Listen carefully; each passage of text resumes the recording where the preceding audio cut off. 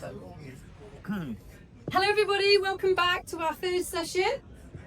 And this one is the health, safety and asbestos, managing live risk in school environments. So we've saved the best bits till lunchtime. Same again, as we go through the questions, please be thinking about any comments or anything you want to raise. We had some really great questions in the last session. Really enabled kind of some further discussion, but hopefully to capture what you are thinking.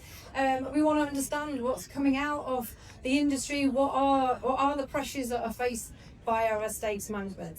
Okay, so today in this session I have the pleasure of being with Tom Assel. He's Health and Safety Manager from Dixon's Multi-Academy Trust, and also Andrew Ainsworth, who is from Triton Construction.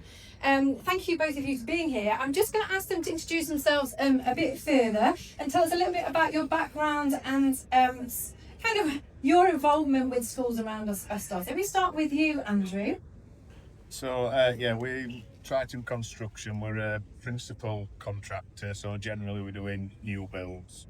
We'll look at the three main, as Phil calls it, heads, beds and sheds that we do. The heads bits being the schools that we're extension to a school, new schools. Where we come up with the asbestos is where we're starting to work on an existing school that's been built prior to year 2000. Obviously, but I'm sure we'll expand on that if we get further into this. Thank you very much. And Tom. Yeah, so I work for Dixon's Multi-Academy Trust. I lead the strategic direction of health and safety across 21 sites. In a previous life, I was a consultant, so I've sort of treaded both sides of the classroom, really. So yes, that's my background. That's great, thank you. Really then, my first question is for you, Tom. Because you're living this every day, how do you create a genuine safety culture among the site teams who maybe feel like they've been doing the job for 20 years and therefore already know the risks? Yeah, it's a great question, isn't it? I think the important thing for me is when you've got members of staff that have been in positions for long periods of time, is that you're not trying to go in and teach them new things. We're learning from each other, and I think that's a great way to create a good health and safety culture. If you, for example, if you've got a site where potentially you've got an increase in manual handling issues, rather than be reactive to that, why don't we be more proactive? Go and find the sites where manual handling practice is good, and then make it a learning experience, so that we're not going and saying you're not doing this right and pointing fingers and the blame culture. Let's actually go and find a good proactive way of saying, actually, there's some really good practice in and across our trust, our site, but how can we make sure that we're collaborating well? Brilliant, thank you. Andrew, when you're in schools, what do you think is the most dangerous assumption that you find school leaders making about their asbestos management?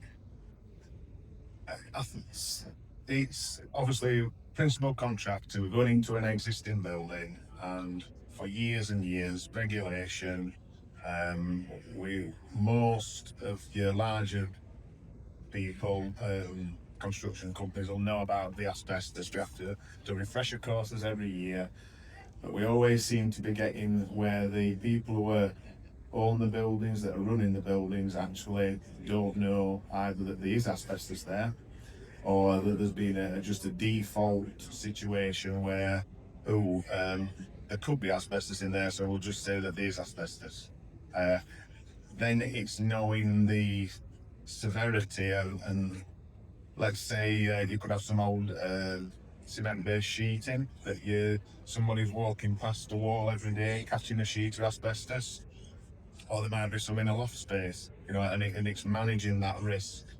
And then also the planning of it. So on a Friday, don't be saying to the principal contractor, the school's going to be shut now for 6 weeks, so we'd like you to start on the Monday. We're not quite sure that wall and that door and everything else that you're going to rip out of the building has got asbestos in, but we want you to start.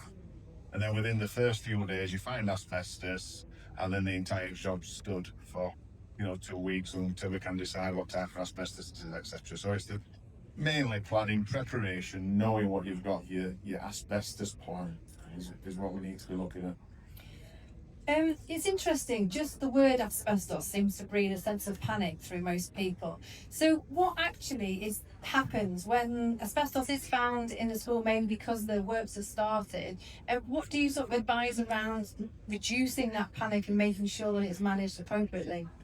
Yeah, I think I discussed earlier where what we don't want to, and obviously you become more aware of the risk with asbestos, and it is a brilliant product. It is it's been used for a number of years. The Romans used it to make clothes. But what we don't want is look north, turning up to school. There's banners everywhere on the school, Triton Construction, and unfortunately Billy and all his classmates have been covered in asbestos, which is probably never, it's not the case. But obviously things sometimes get driven out of proportion. So if we all, within any building that we're working in, every contractor, so I would always suggest that if you are having contractors on site, and it's very easy to do, that anybody working in your building, if it's built prior to the year 2000, that person working in that building must have asbestos awareness training. It is the law.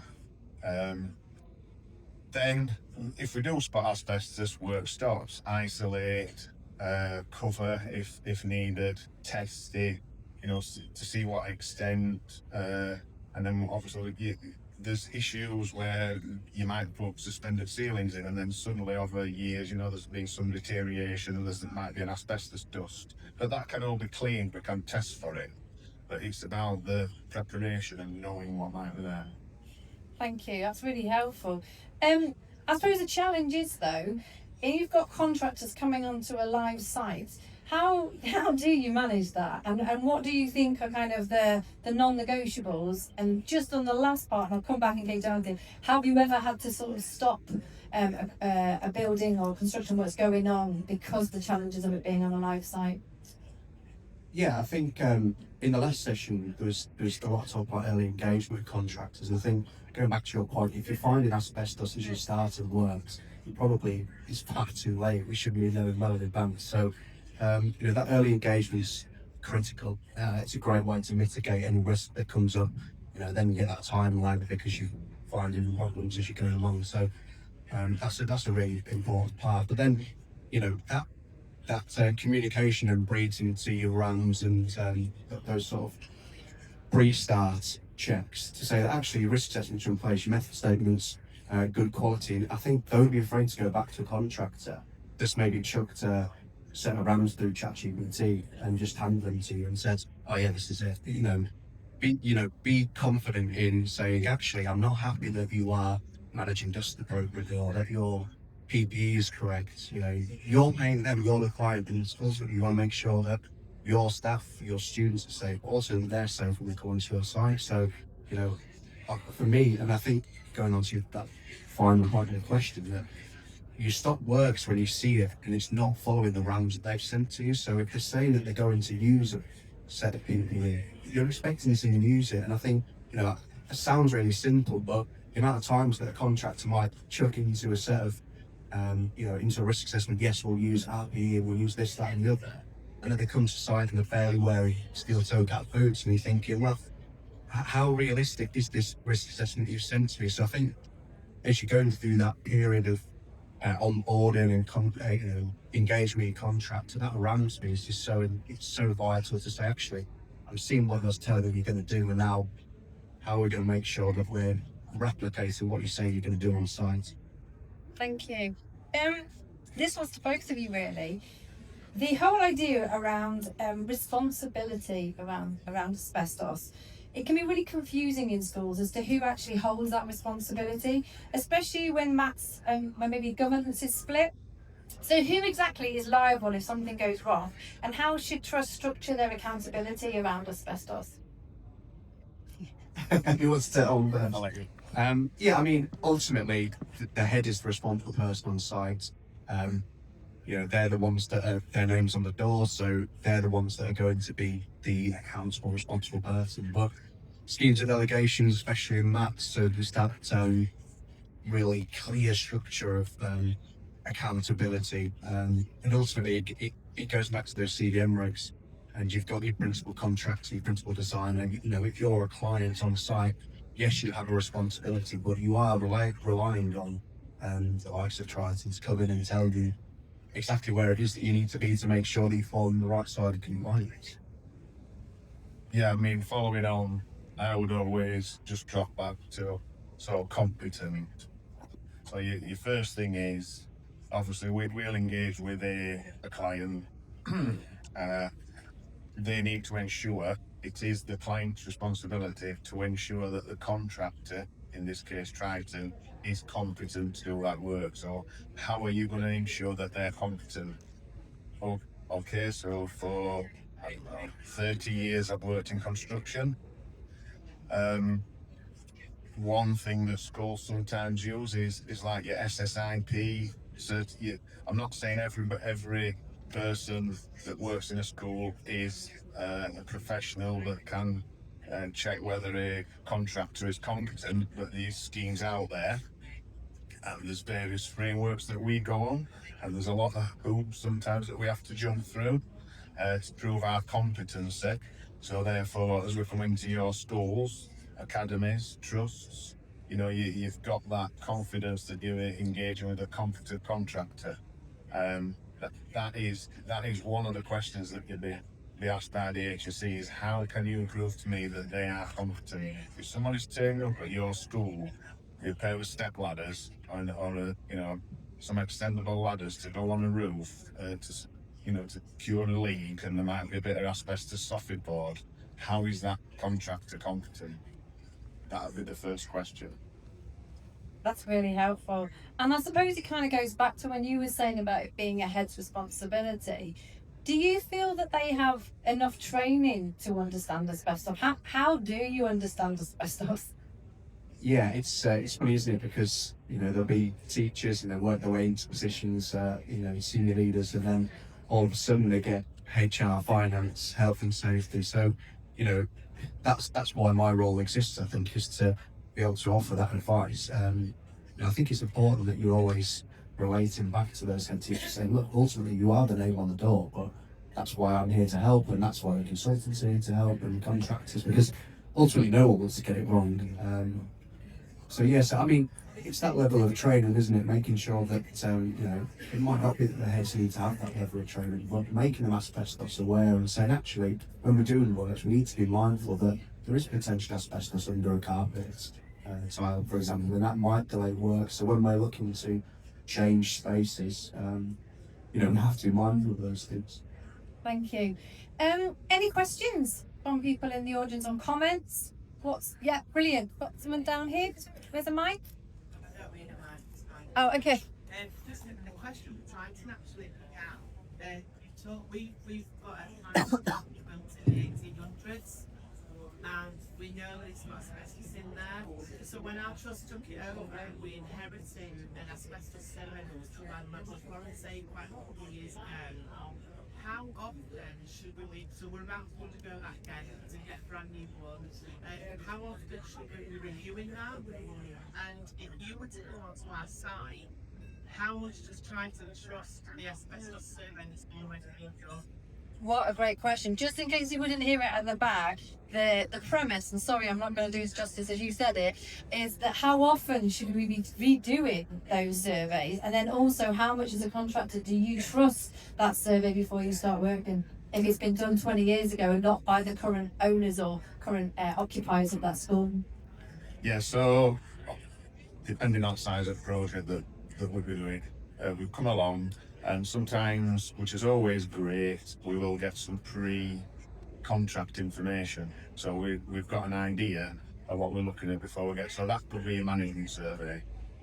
If it was a really good survey and nothing's changed within the building in the last 20 years, potentially that survey might be fine. I would strongly suggest that it is updated. And good rule of thumb is an asbestos survey I would always review yearly. Now that's not to say that you need to get a different company to come in. It may be on your original management survey. There might be an area that might usually where people traffic backwards and forwards. So obviously there could be potential for the asbestos to get cold, or you could, which is usually within 20 years, you're going to have had some building work of a certain time being done, and in that time there may have been asbestos removed. There may be asbestos encapsulated. We were talking earlier about under a stage where if they blocked an area off. But the MEAs are then a principal contractor. So when we, again under regulation, we have to do it's a renovation and demolition survey. So yes, we look at your management survey, but because of the age of the building, and we don't go by that survey, we have to come along and we start to knock holes in walls, and we need to start removing ceilings. So anywhere where we know that we're going to disturb any work, we would actually do a further investigation. That's what should happen. And this is sometimes the issues with your planning that we talked about, preparation, where we get called on the Friday, wanted to start on the Monday. Really, we should be in months in advance doing all this proprietary work, trying to work out where the asbestos might be. Thank you. Oh, another question. Sorry, thank you. I just wanted to expand on that. With the R&D survey, say we're doing a bit of work. Let's take a class for a small type school. And unfortunately for me, my father was one of the ones that built those schools, and I find myself having to strip it out.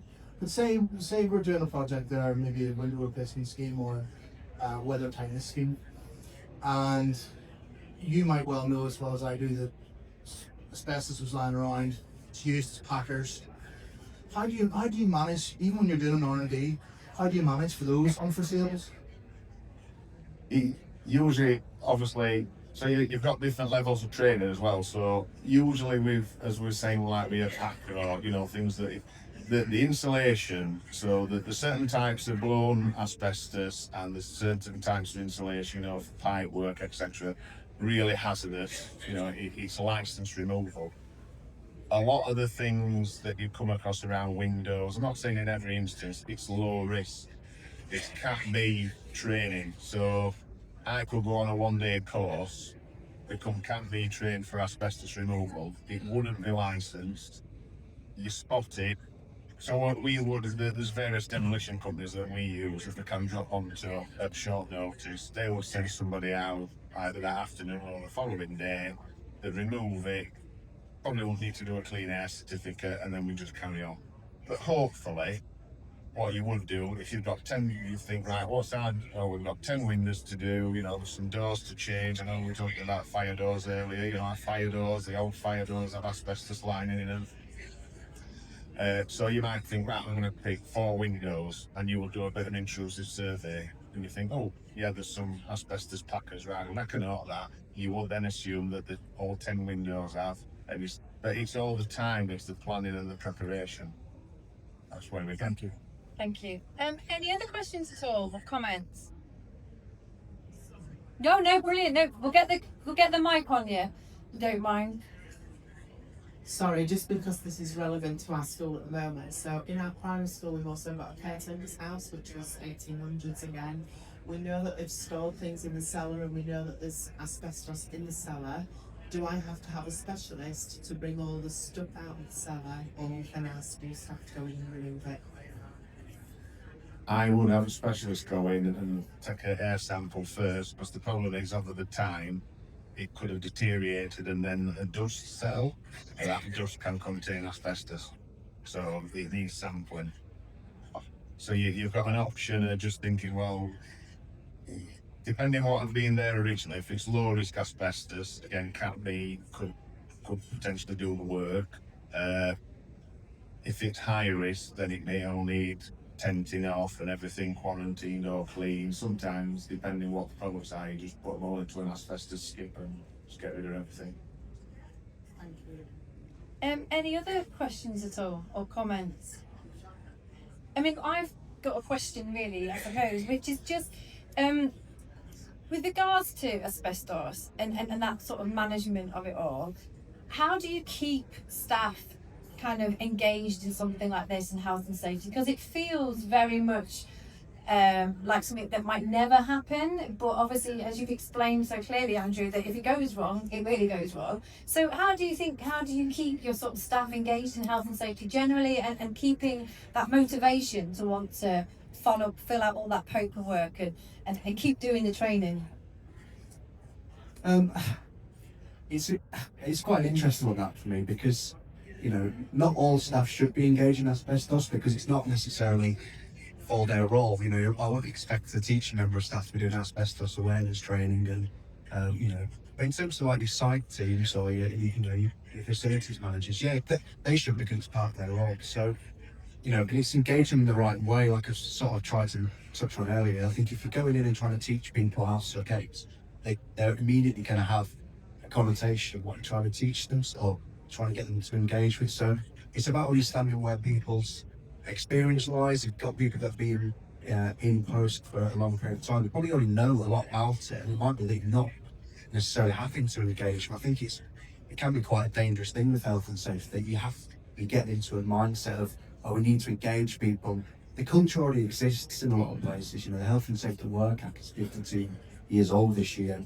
There's a lot of people now that aren't going to be in the workforce that haven't worked in and around those regulations. So, I think you can fall into a bit of a trap to say, we need to build a culture, we need to engage people. People pretty much are engaged now. It's actually how we engage them positively and make sure that information isn't overloaded, that it's not laborious paperwork. It's how we engage people in the right way, finding those touch points. Is it an hour-long session, or can we do 5 minutes on this is what, if you're walking around your school and we've got asbestos signs up, do we know that that's what that means for a teacher member of staff? It doesn't need to be hours and hours of online training videos and paperwork. It can be touch point, nice and quick and easy, and user friendly. I think don't be afraid to look at a policy document that's 15 pages long and say, what can you strip out of this? The information is good,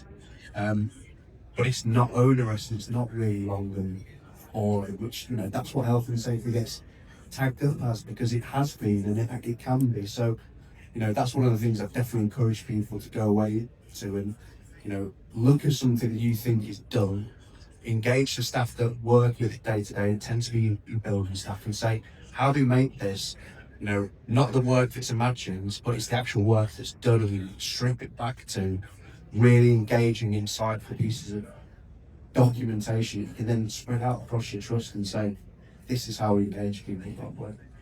I think that's really useful, and I don't know about you in the audience, and please do sort of feedback.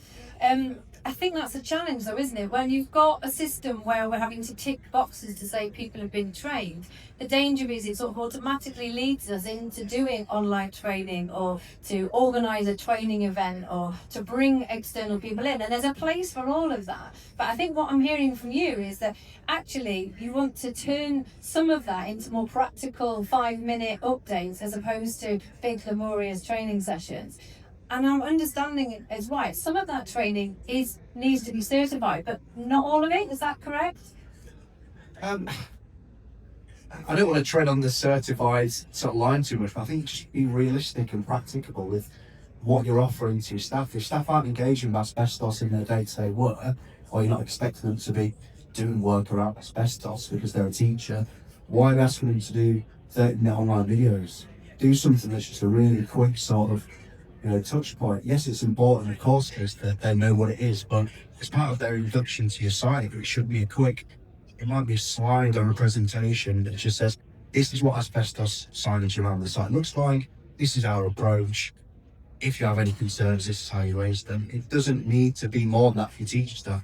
Yes, of course, your site staff needs that level of certified training, because they are more likely to come into contact with it, but ultimately they shouldn't be, because it should be encapsulated or properly managed. So, yes, of course, certified training, but be reasonable and realistic with what you're offering to your staff. Brilliant. I think we've got a question just here, please. No, I think it was a really good point to be fair around engaging the teaching and support staff. A real big one we've had this year is sort of utilising AI notebook learning. sort of feeding in the 94-page management document. Teachers aren't bothered about what the content of that is. But obviously, you have to go in, sense check what that information is, pull it into a 15-minute podcast or a 5-minute instructional video. But if the content is what you need it to be, that's really we need also feedback this year from teachers, staff around. What do I need to do? It needs to stay when they also close. Just thought it was worth mentioning. No, that's really, really helpful. I've got another question here, or comment. Yeah, really on the communication. I've got a school that just had asbestos discovered. Just wondering from your perspective, what's good communication to, without sounding alarm, but obviously balancing safety and awareness. Any thoughts on that? Yeah, I mean, that I imagine was quite a difficult sort of thing. I suppose it's like any sort of risk that comes up in a school is that, you know, if you've got a good open culture, you can involve people without scaremongering. And, you know, if you've engaged consultants quickly when it is discovered and, you know, you've got the right mitigators in place, you can almost go with the plan of, this is what I found, this is how I've made sure that, you know, we're safe, and this is what we do to mitigate that happening again. You know, I think you can be forgiven for sort of over communicating, definitely, and sort of saying, oh, we found asbestos, and all of a sudden everyone panics because they think it's, oh, have I breathed in, or, you know. But, you know, I think it can go back to a consultant. Maybe, I don't know if you want to chime in, Andrew, but I think, you know, that management of it, you know, knowing that, you know, staff have faith in the way that you're managing that control measure. Yeah, I think just be honest and open. Yeah, I think a few points that you were saying earlier. Yes, you know, you may have the old style caretaker, might need a bit more formal training, but really, you know, we walk around schools, there's vinyl tiles on the floor that probably have asbestos in. Are we really that bothered? No, it's going to happen. You know, and it could be, we use like toolbox talks, you know, 10-minute little chat, like an induction when you start. If you see this sign and it's got a big A on it, just don't go near it. That's it. And if you see a big falling off of it, just go and tell them. What more do they need to know? You know. And yes, if I would always, you know, I'm more. Probably because I'm in construction, but I prefer more visual things, and I always love, especially in an asbestos management plan, a little flow chart. You know, if I see something or if something gets uncovered, this is what we're going to do. We're going to phone this person, or we're just going to go and see someone and say, oh, I found something here. And then, as you said, don't overcomplicate it. Most of the time it's low risk. If you've got a management survey and there's any high risk products in your building, you should know about it.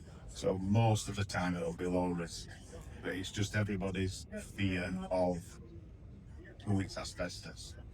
You know, it's understanding what, you know, they do say that one fibre could kill you, but, you know, I know plenty of people who worked with asbestos for a number of years, and, you know, so long as you deal with respect, really it's low risk. Thank you. I think that's a really interesting point, and again, it comes back to helping others maybe understand the risk.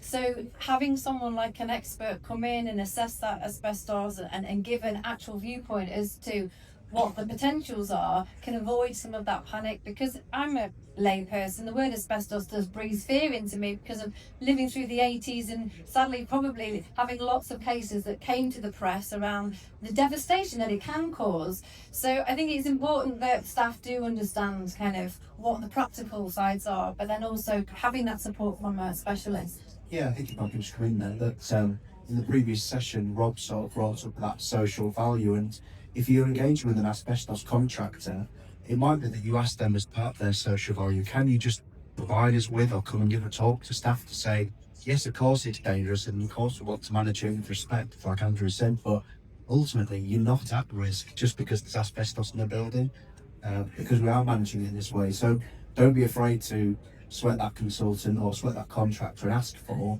a bit of wider engagement with your staff. I think that can be a really useful tool to sort of caution a few of those fears that asbestos has been discovered. So have we been unsafe for the last 15 years that I've been working in this classroom? Probably not, but use them as a good tool to engage staff positively.